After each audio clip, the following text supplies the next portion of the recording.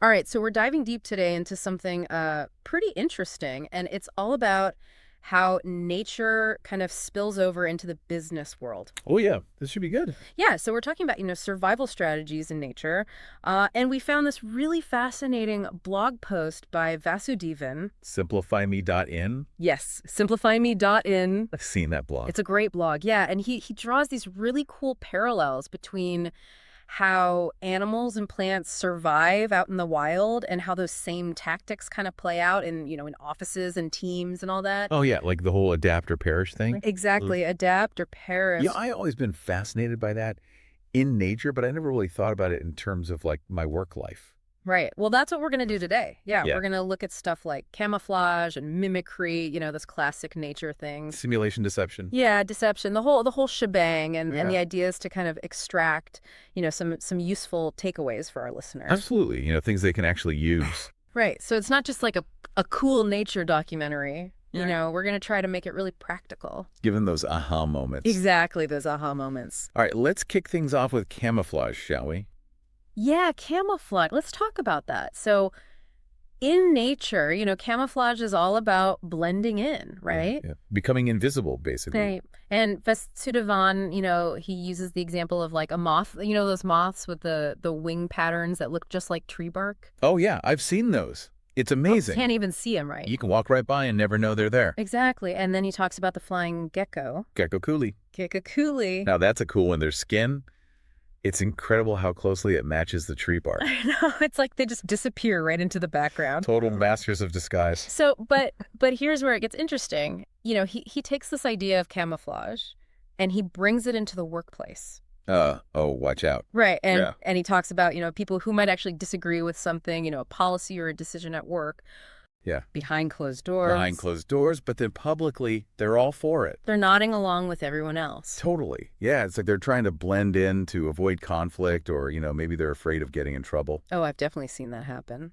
And, it makes you wonder what's really going on there. Right. Is it just, self-preservation or is there something more to it?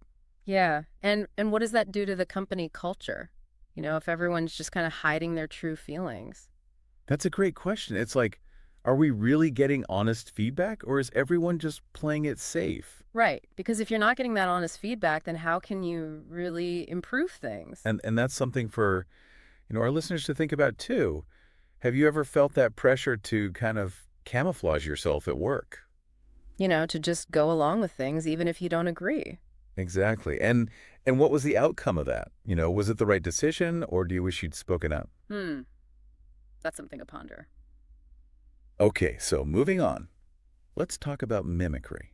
Mimicry, another fascinating one. So in nature, mimicry is basically, when one organism evolves to look or act like another one.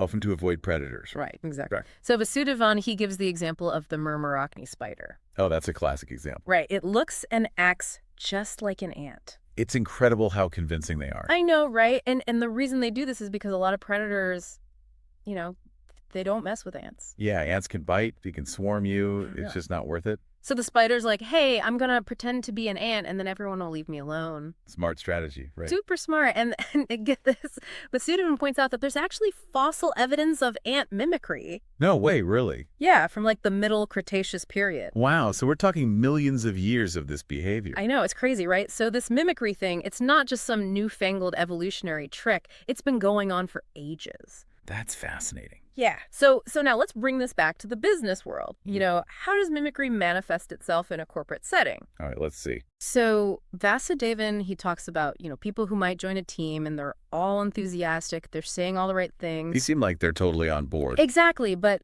underneath it all, their motives might be totally different. Oh, like they're just there to gather intel. Yeah, maybe they're reporting back to someone else or they're trying to undermine the team from within. Wow, that's a little sneaky. Right. It's like a corporate spy almost. Yeah, and it makes you think, can you really trust anyone? That's the thing, right? How do you know if someone's being genuine or if they're just putting on a show? It's a tough one. And for our listeners, have you ever encountered someone like that at work? Someone who you thought was one way but turned out to be totally different. Yeah, what were the signs? Looking back, did you miss any red flags? It's always easier to see them in hindsight, isn't it? Oh, yeah, for sure. All right, well, let's move on to simulation then. Okay, simulation. This is a good one. So, in nature, Vasudevan uses the example of the drone fly. Drone fly. Yeah, so the drone fly, it looks and sounds just like a honeybee. Oh, wow. So it's like mimicking a bee. Exactly. It's mimicking a bee. And the reason it does this is because predators, they're afraid of getting stung. Right, they don't want to mess with a bee. So the drone fly's like, I'm going to pretend to be a bee and then everyone will leave me alone. Pretty clever, I have to admit. Super clever, right? Yeah. So now let's take this into the business world and see how simulation plays out there. There, I'm curious. So Vasudevan, he talks about, those long-term employees. Ones who've been there forever. Exactly. Yeah, and sometimes they can be a bit resistant to new ideas. Oh, yeah, they've seen it all before, haven't they? Right, and they'll often, kind of shut down a new idea by saying, oh, we tried that before, it didn't work. Like they're simulating a negative outcome. Exactly, and it might be true, maybe they did try something similar in the past. But maybe things have changed. Maybe it's worth another shot. Right, maybe the context is different now or the technology has improved. But they're so stuck in their ways that they can't see it. And the danger here is that it can stifle innovation. If people are constantly being told that their new ideas are going to fail, then why even bother trying? Right, creates this culture of fear and stagnation. Exactly. So this is a big one for our listeners. How do you distinguish between genuine caution and this kind of, idea-killing simulation? Yeah, how do you know when to push back and when to just let it go? Right. Are there any telltale signs that you've noticed? That's something to think about. Okay, let's tackle deception now, shall we? All right, deception. This is where things get really interesting. Yeah, so in nature, deception is all about tricks and manipulation. Animals trying to outsmart each other. Exactly. And Vasudevan, he gives this really cool example of squirrels confronting snakes. Oh, yeah, I've heard about this. So the squirrel, it knows it's not going to win in a fight with a snake. It's totally outmatched. Totally. But what it does is it tries to make itself look bigger and scarier. Like a bluff. Exactly. It'll stand tall and droop its tail and kick sand at the snake. So it's trying to deceive the snake into thinking it's more dangerous than it actually is. Exactly. And sometimes it works. The snake might get spooked and back off. It's a desperate gamble. Right. But hey, sometimes it pays off. So now how does this translate to the workplace? What kinds of deceptive behaviors do we see in a professional setting? Oh, there are plenty, I'm sure. Oh, yeah. So Vasudevan, he talks about things like excessive flattery. Oh, yeah. The brown nosers. Right. People who are always praising the boss, even if they don't mean it. And always agreeing with everything the boss says. Totally. Yeah. Yeah. And then there's also, the overly enthusiastic types in meetings. The ones who are always jumping in with ideas, but you can tell they haven't really thought them through. Right. It's all for show. They just want to look good. And what about those who try to imitate their superiors? Their style, their mannerisms, even their way of speaking. Oh, yeah, that's a classic one. It's like they think if they act like the boss, then they'll get promoted. It's so transparent, though, isn't it? So transparent. Yeah. Yeah. And the problem with all these deceptive behaviors is that they create this lack of trust, Right. You never know what anyone's real motives are. And Vasudevan, he points out that, some people actually build their whole careers on these tactics. They're masters of the game. They're masters of the game. Yeah. Mm. And it really makes you think, how do you, as a leader, how do you spot these deceptive behaviors? Yeah. And how do you create a culture where people feel comfortable being genuine? Where they don't feel like they have to resort to these kinds of tricks. Right. Because ultimately you want a team that's honest and authentic and working towards the same goals. Absolutely. That's the foundation of a strong team. So this idea of deception, it's a really important one for our listeners to think about. Have you ever encountered these kinds of behaviors in your workplace? And how did you deal with them? Yeah. Did you call them out or did you just kind of ignore it? Right. And what was the outcome? What can we learn from these experiences? Food for thought, isn't it? Now, Vasudevan also touches on this idea of executive risk aversion. Oh, yeah, that's a big one.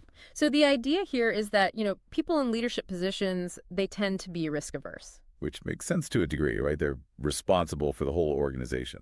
Right. They don't want to make any decisions that could jeopardize the company. They want to keep things stable and predictable. Exactly. But the problem is that this aversion to risk can sometimes stifle innovation and progress. It's like they're so afraid of making a mistake that they end up not doing anything at all. Right. And in today's fast-paced business environment, you can't afford to just stand still. You got to be willing to take some risks to stay ahead of the curve. So it's a tough balance. You need to be cautious, but you also need to be bold.